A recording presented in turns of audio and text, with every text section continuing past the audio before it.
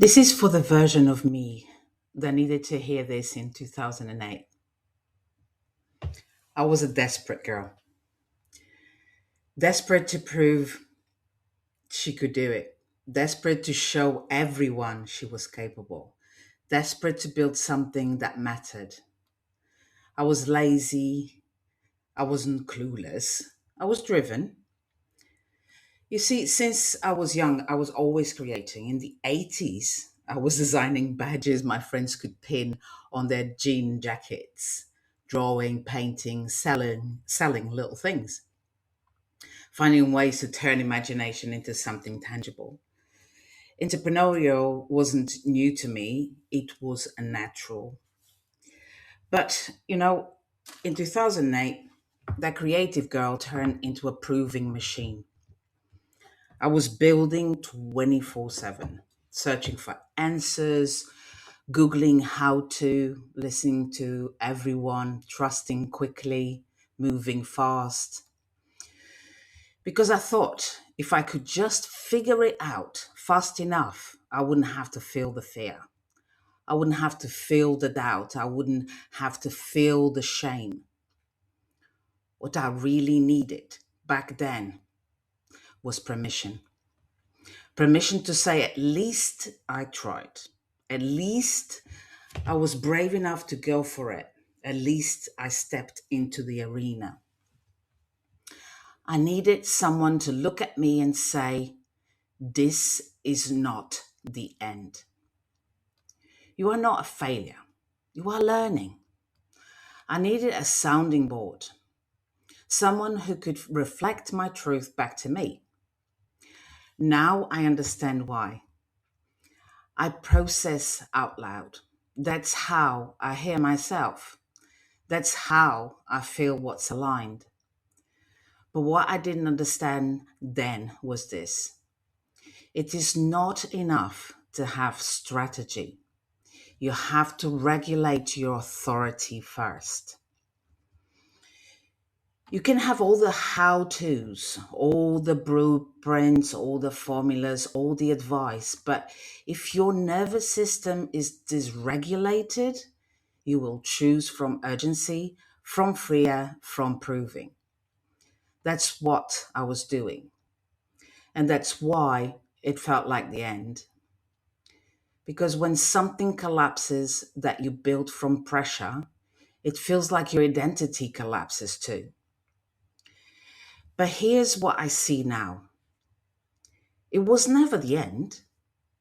It was the closure of the version of me who thought she had to prove herself. It was the end of the girl who thought speed meant success. It was the end of building from desperation and the beginning of building from alignment.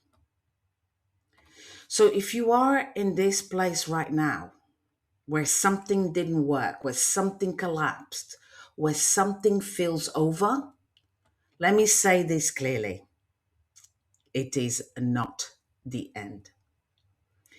It might be the end of who you were, but it's not the end of who you are becoming. Because life moves in cycles. You close one chapter, you grieve, you integrate it.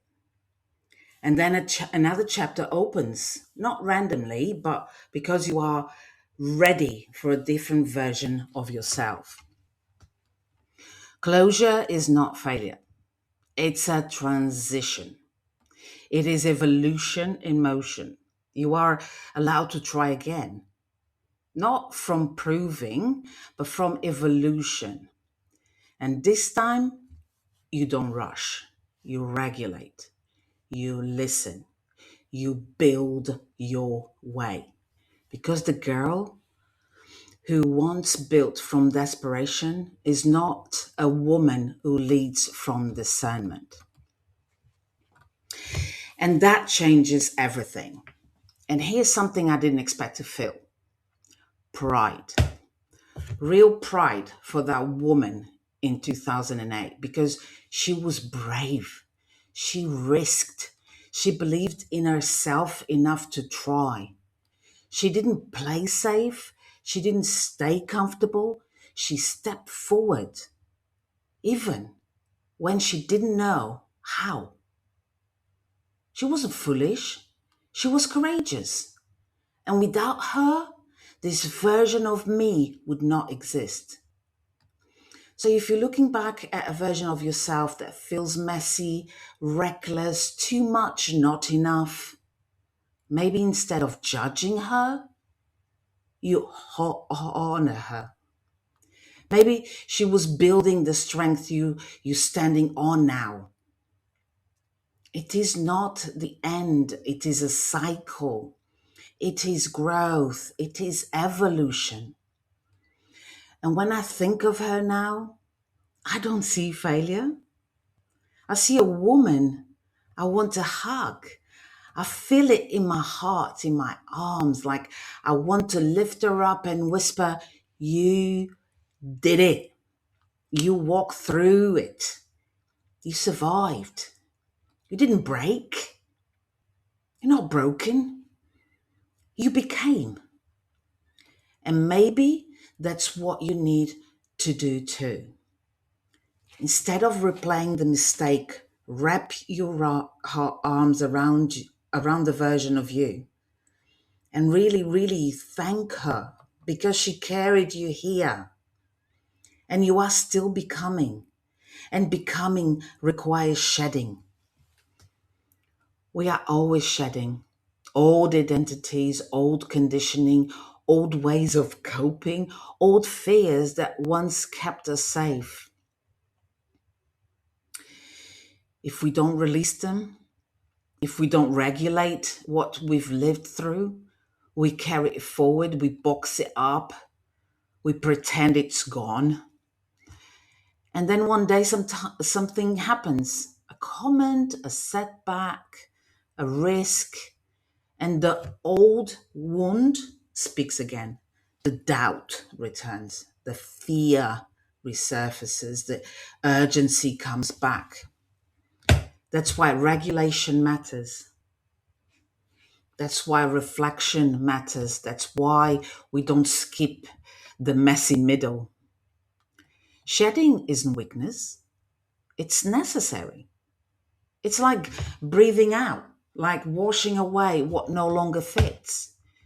You don't become embodied by adding more, you become embodied by releasing what isn't you anymore. And I'm still shedding now.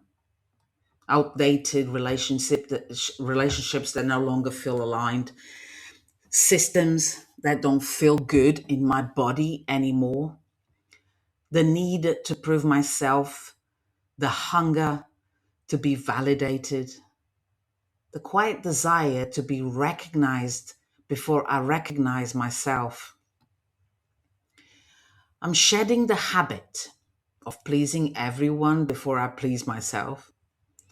I'm shedding the need to keep certain energies close just because they've been there for years. I'm at a stage in my life where I don't need every room. I don't need every audience. I don't need to be chosen to know my value. I'm stepping into my truth. My voice is enough. My sharing is enough. Not because everyone recognizes it, but because I recognize it first. And if I give without expecting anything in return, that doesn't make me invisible.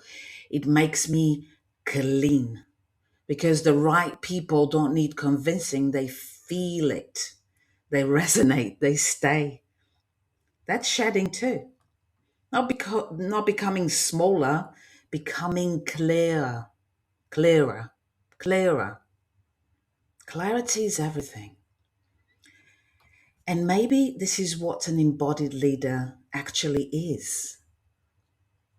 Not someone who avoids mistakes, not someone who performs perfection, but somebody who walks through the mess, learns from it, integrates it, and keeps heading anyway.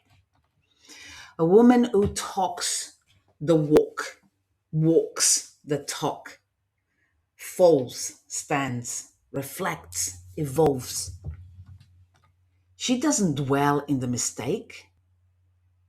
She extracts the lesson. She sees the potential hidden inside the bruise.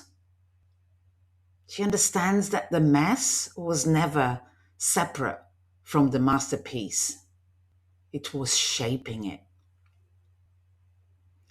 And when she owns that fully, when she stops hiding the messy chapters, when she embraces the cycles instead of resisting them, hmm, that's when the inner strength becomes visible. That's when the masterpiece reveals itself.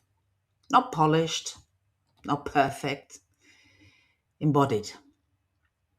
And maybe that's who you are becoming too. And for me, recognizing myself first changes everything. It means I show up as me, nothing to hide, nothing to over explain, nothing to prove. It means I take care of myself first. I paint more, I write more, I speak more. I create because I love to create, not because I need applause. It means I stop feeling pulled left, right, and center because leadership starts with the self. When I recognize my own value, I don't need every room. I don't need constant validation. I don't need to perform to be chosen. I trust that a single honest conversation can shift someone. I trust that my voice carries weight because it's lived.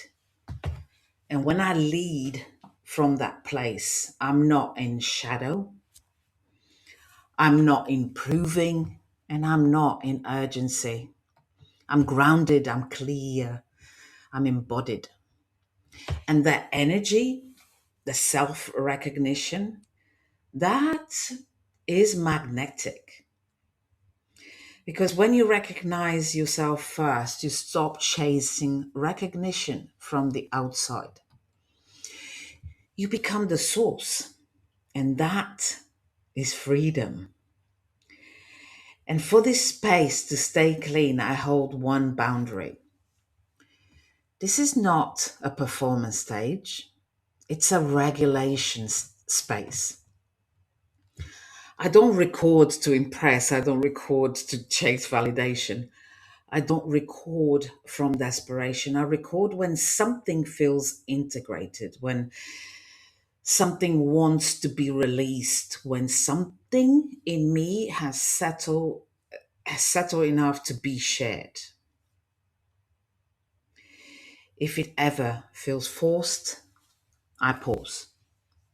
Because this space exists for truth, not applause. And to protect that, I protect white space. Like a white canvas, it's so beautiful. Unstructured space, thinking space, integration space, creative space. Like a like a blank canvas before the paint touches it. White space is not empty, it's preparation. It's grounding, is where something settles before it becomes expression. I don't schedule inspiration, I allow it. And when something feels clear in my body, I record. Simple, honest, unrushed.